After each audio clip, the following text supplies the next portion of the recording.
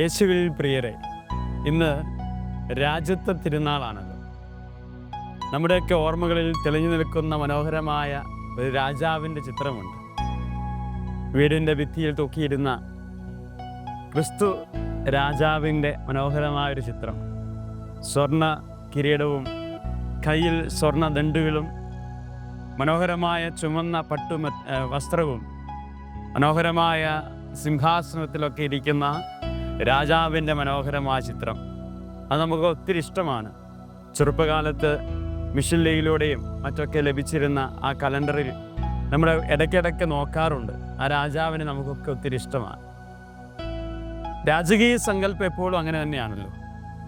രാജാവ് എന്ന് പറയുമ്പോൾ അങ്ങനെയാണ്, അധികാരത്തിൻ്റെ ഒരു ചിന്തയാണ് മനസ്സിലേക്ക് വരിക. ഒരുപാട് പ്രജകളുള്ള, രാജ്യം കീഴടക്കി ഭരിക്കാൻ പറ്റുന്ന, അനേകായിരങ്ങളുടെ ആൾബലങ്ങളുള്ള, സമ്പത്തുള്ള, സമൃദ്ധിയുള്ള, സൗന്ദര്യമുള്ള, സ്വത്തുള്ള ഒരു മനുഷ്യനെക്കുറിച്ചാണ് രാജകീയ സങ്കല്പം. തീർച്ചയായിട്ടും നല്ലതാണ് ആ സങ്കല്പം. എന്നാൽ ക്രിസ്തുവിൻ്റെ രാജകീയ തിരുനാൾ ആഘോഷിക്കുമ്പോൾ കാലം ഓർമ്മയിൽ കൊണ്ടു നടക്കുന്ന ഈ രാജകീയ സങ്കല്പങ്ങളെ മാറ്റി എഴുതിയ ഏകരാജാവ് ക്രിസ്തുവാണ്. അനേകായിരങ്ങളുടെ ഹൃദയത്തിൽ ഇന്നും ജീവിക്കുന്ന ഏകകർത്താവായ യേശു ക്രിസ്തു എന്ന് പറയുന്ന രാജാവിനെ കുറിച്ചുള്ള ധ്യാനമാണ് ഈ ദിവസം. എന്താണ് ഈ രാജാവിൻ്റെ പ്രത്യേകത? പ്രിയപ്പെട്ടവരെ, കാലം കരുതി വെച്ച, കാലം ഓർമ്മയിൽ കൊണ്ടു നടന്ന ഈ രാജകീയ സങ്കല്പങ്ങളെ പാടെ മാറ്റി എഴുതി ഇന്നും അനങ്ങാത്ത സിംഹാസനത്തിൽ, ഇന്നും ഈ ലോകത്തിൻ്റെ അനേകായിരം മനുഷ്യരുടെ ഹൃദയങ്ങളെ കീഴടക്കിക്കൊണ്ടിരിക്കുന്ന ഏകരാജാവ്. എന്തായിരുന്നു അവൻ ഏറ്റെടുത്ത ഈ രാജകീയ ജീവിതത്തിൻ്റെ മഹത്വം? ദൈവമായിരുന്നിട്ടും ദൈവത്തിൻ്റെ സമാനതകൾ വേണ്ടെന്ന് വെച്ച മനുഷ്യനായി അവൻ്റെ രൂപവും ഭാവവും ധരിച്ച് അവനോടൊപ്പം ചിരിച്ചും കളിച്ചും കരഞ്ഞും ഒടുവിൽ അവന് വേണ്ടി ഒരു പാവിയെപ്പോലെ മരിക്കപ്പെട്ട ഭൂമിയിൽ ഇത്രമേൽ മാറ്റി നിർത്തപ്പെട്ട, ഇത്രമേൽ നീച പാവിയെപ്പോലെ കൊല്ലപ്പെട്ട, ഇത്രമേൽ ത്യാഗങ്ങൾ സഹിച്ച, ഇത്രമേൽ അടികൾ ഏറ്റെടുത്ത ഒരു രാജാവും ഈ ഭൂമിയിൽ ഇങ്ങനെ വാഴുന്നുണ്ടാകില്ല. രാജാവാകേണ്ടവൻ പിറന്നു വീണത് കാലിത്തൊഴുത്തിലെ പിള്ളക്കച്ചയിലായിരുന്നു. രാജാവാകേണ്ടവൻ നടന്നു നീങ്ങിയത് പാവപ്പെട്ടവൻ്റെ ഹൃദയ വയലുകളിലൂടെയായിരുന്നു. രാജാവാകേണ്ടവൻ ഊട്ടിയതും ഉറക്കിയതുമൊക്കെ പാവങ്ങളെയായിരുന്നു. രാജാവാകേണ്ടവൻ തിരഞ്ഞെടുത്തത് ഇങ്ങനെ മാറ്റി നിർത്തപ്പെട്ടവരെയായിരുന്നു. രാജാവാകേണ്ടവൻ കണ്ടുമുട്ടിയതും ആശ്വസിപ്പിച്ചതും ചേർത്ത് വെച്ചതും പാപികളെയും മാറ്റി നിർത്തിയവരെയും ഒക്കെയായിരുന്നു. ഒടുവിൽ പിലാത്തോസിൻ്റെ അരമനമുറ്റത്ത് നിൽക്കുന്ന മനോഹരമായ രംഗമുണ്ട്. ഒരു പാപിയെപ്പോലെ തല താഴ്ത്തി നിൽക്കേണ്ട മനുഷ്യൻ തല ഉയർത്തി നിൽക്കുന്ന ഒരു രംഗമുണ്ട്. കാൽവരിയിലേക്ക് പോകുമ്പോൾ തലങ്ങും വിലങ്ങും നീചപാപിയെപ്പോലെ തച്ചു കൊല്ലുന്ന ഒരു രംഗമുണ്ട്. ഒടുവിൽ ആകാശത്തിനും ഭൂമിക്കും മധ്യേ ജനിച്ചതിനേക്കാൾ കടയായി പിടഞ്ഞു മരിച്ചപ്പോൾ സ്വർഗത്തെ നോക്കി, അപ്പാ എല്ലാം പൂർത്തിയായി, നിന്റെ ഹിതത്തോട് ഞാൻ എന്നെ തന്നെ ചേർത്ത് വയ്ക്കുന്നു എന്ന് പറയുന്ന ആ മനുഷ്യൻ്റെ ചിത്രമുണ്ട്. ആ മനുഷ്യനാണ് നമ്മുടെയൊക്കെ ഭിത്തികളിൽ ഇങ്ങനെ രാജാവിൻ്റെ ചിഹ്നമായി നല്ല കിരീടമുള്ള, നല്ല ദണ്ഡുള്ള, സിംഹാസനമുള്ള, പട്ടുവസ്ത്രത്തോടെ നിൽക്കുന്ന ആ മനുഷ്യൻ. അതാണ് നമ്മുടെ രാജാവ് യേശു ക്രിസ്തു. പ്രിയപ്പെട്ടവരെ, എന്തേ ഈ രാജാവിനെ ഇങ്ങനെ ലോകം, മനുഷ്യൻ ഹൃദയത്തിലേറ്റാൻ കാരണം ഒന്നേ ഉള്ളൂ. അവൻ പിറന്നത് അവന് വേണ്ടിയായിരുന്നില്ല. അവൻ നടന്നത് അവന് വേണ്ടിയായിരുന്നില്ല. അവൻ വിളമ്പിയത് അവന് വേണ്ടിയായിരുന്നില്ല. അവൻ സ്നേഹിച്ചത് അവന് വേണ്ടിയായിരുന്നില്ല. അവൻ അടികൾ ഏറ്റെടുത്തത് അവന് വേണ്ടിയായിരുന്നില്ല. അവൻ ചാട്ടവാറുകളും കാർക്കിച്ചു തുപ്പലുകളും സ്വന്തമാക്കിയത് അവന് വേണ്ടിയായിരുന്നില്ല. അവനൊരു പാപിയെപ്പോലെ തൻ്റെ ഉടുതുണി പോലും വലിച്ചൂരി കീറിയപ്പോൾ മറ്റുള്ളവരെ സ്നേഹിച്ചത് അവന് വേണ്ടിയായിരുന്നില്ല. കാൽവരിയുടെ നിറകയിൽ ഒരു ചുട്ടുപൊള്ളുന്ന വെയിലത്ത് ആകാശത്തിനും ഭൂമിക്കും മധ്യേ നഗ്നനായി കൊല്ലപ്പെട്ടത് അവന് വേണ്ടിയായിരുന്നില്ല. ഒരു പാപിയെപ്പോലെ വാടകയ്ക്കെടുത്ത കല്ലറയിൽ കുഴിച്ചിട്ടതും അടക്കം ചെയ്തതും അവന് വേണ്ടിയായിരുന്നില്ല. അവസാനം അവൻ ഉയർത്തെഴുന്നേറ്റതും അവന് വേണ്ടിയായിരുന്നില്ല. ഇന്നും അൾത്താരയിൽ അപ്പമായിക്കൊണ്ടിരിക്കുന്നത് അവന് വേണ്ടിയായിരുന്നില്ല.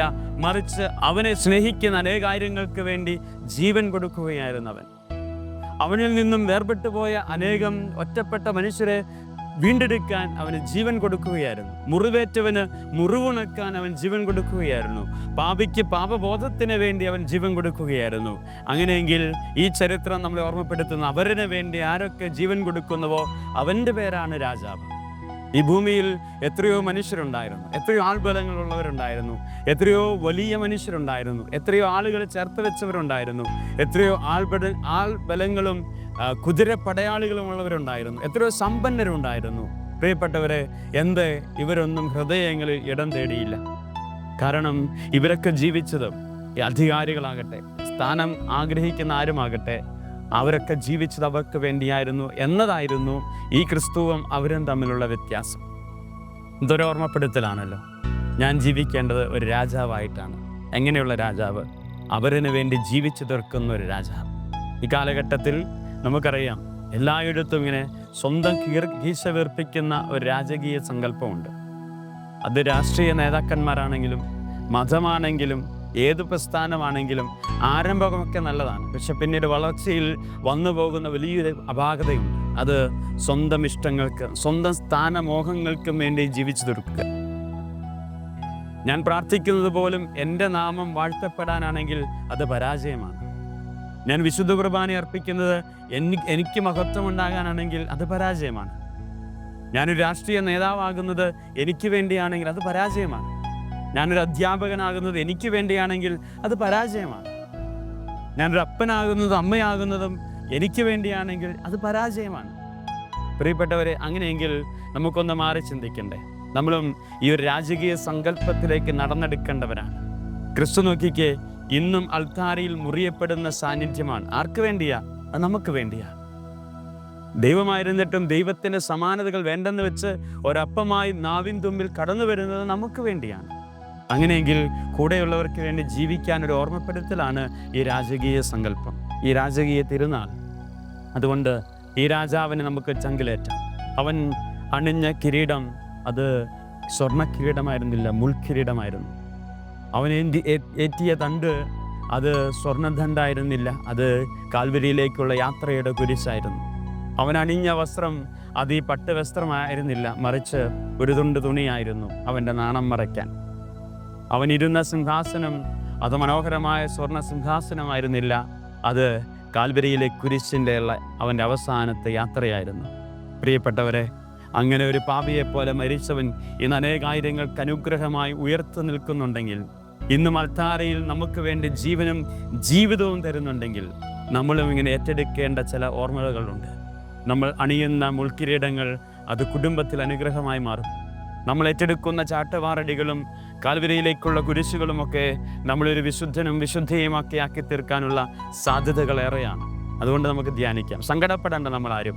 ജീവിതത്തിൽ സഹനങ്ങളിലൂടെ യാത്ര ചെയ്യുമ്പോഴും, വേദനകളിലൂടെ യാത്ര ചെയ്യുമ്പോഴും, ഒറ്റപ്പെടലുകൾ ഉണ്ടാകുമ്പോഴും, പരിഹാസങ്ങൾ ഉണ്ടാകുമ്പോഴും, കുറ്റപ്പെടുത്തലുകൾ ഉണ്ടാകുമ്പോഴും, മാറ്റി നിർത്തപ്പെടലുകൾ ഉണ്ടാകുമ്പോഴൊക്കെ ഒന്നേ ചിന്തിക്കേണ്ടതുള്ളൂ: കർത്താവേ, എനിക്കും ഈ ഭൂമിയിലെ ഒരു രാജാവായി മാറണം. എനിക്കും എൻ്റെ കുടുംബത്തിൽ എല്ലാം സഹിക്കുന്ന ഒരപ്പനായി ജീവിക്കുമ്പോൾ ഈ കുടുംബത്തിൻ്റെ രാജാവായി എനിക്ക് മാറണം. എല്ലാം സഹിച്ചും ക്ഷമിച്ചും ഞാൻ ഈ കുടുംബത്തിൽ ജീവിക്കുമ്പോൾ ഈ കുടുംബത്തിൽ രാജാവായി, അമ്മയായി വാഴണം. എല്ലാം സഹിച്ചും ക്ഷമിച്ചും സ്നേഹിച്ചും ഞാൻ ഈ കുടുംബത്തിൽ ഒരു മകനും മകളുമായി ജീവിക്കുമ്പോൾ എനിക്ക് കുടുംബത്തിൻ്റെ രാജാവായി മാറണം. എല്ലാം സഹിച്ചും ക്ഷമിച്ചും ഈ ഭൂമിക്ക് വേണ്ടി ഞാൻ ജീവിക്കുമ്പോൾ ഈ ഭൂമിയിലെ ഒരു രാജാവായി എനിക്ക് മാറണം. പ്രിയപ്പെട്ടവരെ, ഈ ഓർമ്മയാകട്ടെ ഈ ദിനത്തിൽ. ഈശോ നമ്മുടെ മുമ്പിലുണ്ട്. ആ ചിത്രം നല്ലതാണ്, പക്ഷെ ആ ചിത്രം എങ്ങനെ വന്നു എന്നത് നമ്മുടെ ഓർമ്മയിലെത്തട്ടെ. മനോഹരമായ സ്വർണ്ണ കിരീടങ്ങൾ അണിഞ്ഞ, മനോഹരമായ ദണ്ട് കയ്യിൽ പിടിച്ചിരിക്കുന്ന, മനോഹരമായ സിംഹാസനത്തിൽ പട്ട് വസ്ത്രമണിഞ്ഞിരിക്കുന്ന യേശുനാഥൻ ഈ ഒരു ജീവിതത്തിലേക്ക് കടന്നു വന്നത് ഏറ്റെടുത്ത സഹനങ്ങളുടെ വഴികൾ നമ്മളെ ഓർമ്മപ്പെടുത്തിക്കൊണ്ടാണ്. അതുകൊണ്ട് നമുക്കും ഈ യാത്രയെ ആരംഭിക്കാം. സ്വർഗീയ സിംഹാസനത്തിൻ്റെ വളരെ മനോഹരമായ സിംഹാസനത്തിലിരിക്കുവാൻ, സ്വർഗീയ അരുൾപ്പാടുകളോടെ അവൻ്റെ കിരീടം അണിഞ്ഞ് നമുക്ക് ജീവിക്കുവാൻ, അവസാനം പെട്ടിയിൽ കിടക്കുമ്പോൾ മനോഹരമായൊരു കിരീടം നമുക്ക് നൽകുമല്ലോ, അത് സ്വർഗം നമുക്ക് അണിയിച്ചു തരുവാൻ, അങ്ങനെ ഒരു യാത്രയിലേക്ക് എൻ്റെ ജീവിതത്തെ കൂട്ടിക്കൊണ്ടുപോകണമേ. അവരന് വേണ്ടി ജീവിച്ച് മരിച്ച് നല്ല ഓർമ്മയായി തീരുവാൻ, ഒരു രാജകീയ സാന്നിധ്യമായി എൻ്റെ കുടുംബത്തിലും നാട്ടിലുമായി തീരുവാൻ എന്നെ അനുഗ്രഹിക്കണമേ. നമുക്ക് പ്രാർത്ഥിക്കാം. ഈ തിരുനാളിൻ്റെ എല്ലാ മംഗളങ്ങളും സ്നേഹത്തോടെ ആശംസിക്കുന്നു. ദൈവം അനുഗ്രഹിക്കുമാറാകട്ടെ. ആമേൻ.